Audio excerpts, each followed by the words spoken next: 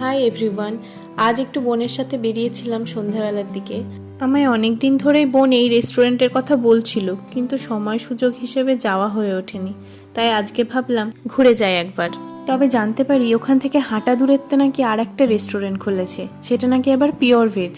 যেই শোনা সেই কাজ, চলে গেছিলাম সেখানেই প্রথমে। বেশ সুন্দর ছিমছাম অ্যাম্বিয়েন্স, পরিষ্কার পরিচ্ছন্ন আর বেশ ফাঁকাই ছিল।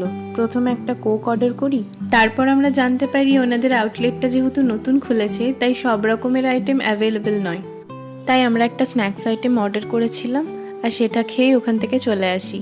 খাবারের রিভিউ যদিও আমি এখন দেব না, কারণ সব রকম খাবার তো আমি টেস্ট করিনি। তারপর চলে এসেছিলাম আমরা সান সুইটসে। এখানকার দহি ভাল্লা ভীষণ ফেমাস, আমি সবার মুখে শুনেছি। আর বোন বলছিল আমি দোসা খাবো, তো আমরা দুটোই অর্ডার করি। এখানকার অ্যাম্বিয়েন্সও ভালোই ছিল। অ্যাম্বিয়েন্স